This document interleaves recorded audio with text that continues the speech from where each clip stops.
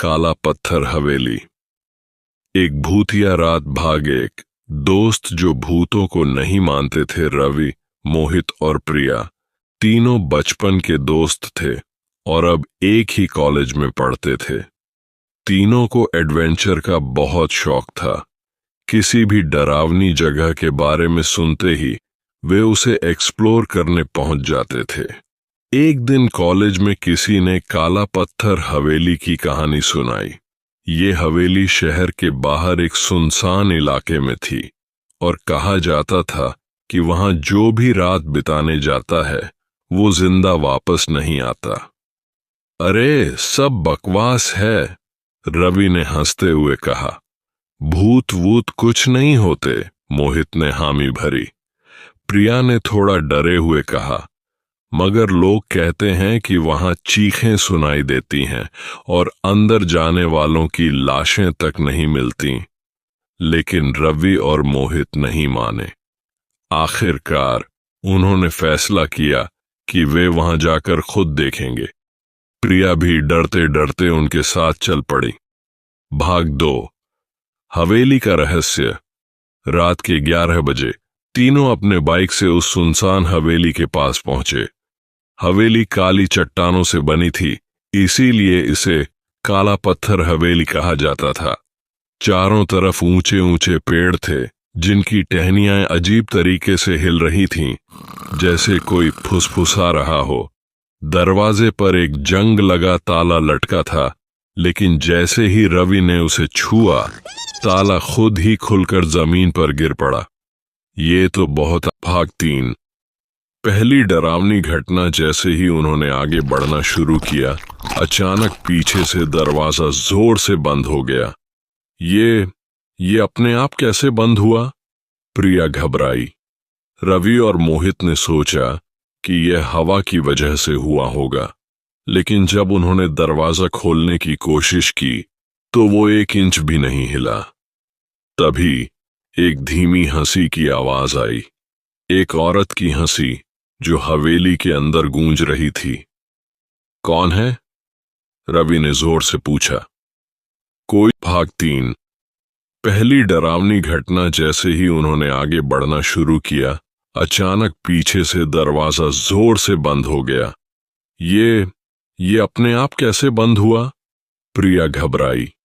रवि और मोहित ने सोचा कि यह हवा की वजह से हुआ होगा, लेकिन जब उन्होंने दरवाजा खोलने की कोशिश की तो वो 1 इंच भी नहीं हिला। तभी एक धीमी हंसी की आवाज आई, एक औरत की हंसी जो हवेली के अंदर गूंज रही थी। कौन है? रवि ने जोर से पूछा।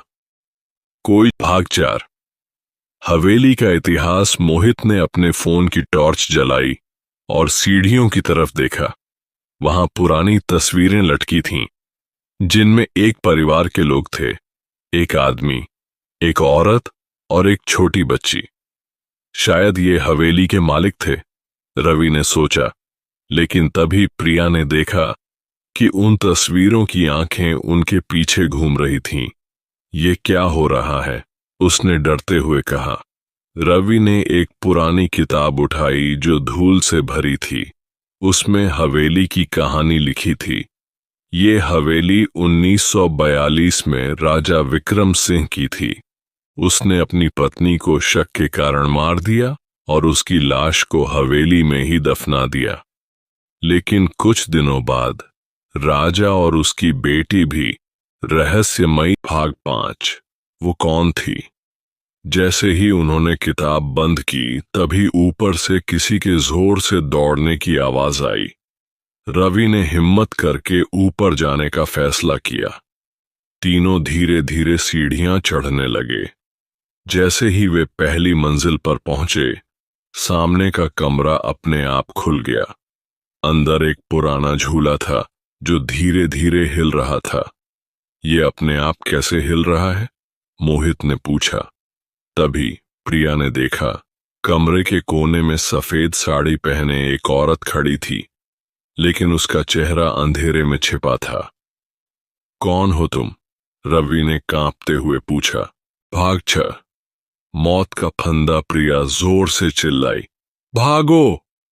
तीनों सीढ़ियों की ओर दौड़े, लेकिन तभी दरवाजे अपने आप बंद होने लगे। मोहित अचानक हवा में उठने लगा, जैसे किसी ने उसका गला पकड़ लिया हो। मुझे बचाओ!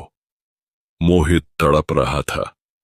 रवि ने जल्दी से पास पड़ी एक लकड़ी उठाई और प्रिया के बैग से पवित्र राख निकालकर उस पर लगा दी। जैसे ही उसने वो लकड़ी मोहित की ओर फेंकी, अदृश्य ताकत ने उसे छोड़ दिया। मोहित जमीन पर गिर पड़ा। भाग साथ, कैसे बचे? रवि ने अपनी जेब से वो तावीज निकाला जो उसने मंदिर से लिया था। उसने तावीज को हवा में लहराया और जोर से मंत्र पढ़ने लगा। एयूएम काली, महाकाली, रक्षा करो। जैसे ही मंत्र पूरा हुआ, हवेली जोर से हिलने लगी और सफेद साड़ी वाली आत्मा आग में जलने लगी। वो जोर से चिल्लाई, तुम बच नहीं सकते, मैं लौटूंगी। अचानक हवेली की दीवारें गिरने लगीं। तीनों दरवाजे की ओर दौड़े और किसी तरह बाहर निकल आए। भाग 8। आखिरी रहस्य। सुबह जब वे गांव के पुजारी के पास गए तो उन्होंने बताया, तुमने आत्मा को मुक्त कर दिया, लेकिन वो पूरी तरह खत्म नहीं हुई। वो अब भी किसी न किसी रूप में तुम्हारे आसपास है। रवि ने अपनी जेब में हाथ डाला और सन्न रह गया। उसके हाथ में वही तावीज था, लेकिन अब वो जल चुका था। अगर तावीज जल गया था तो हवेली से उन्हें किसने बाहर निकाला?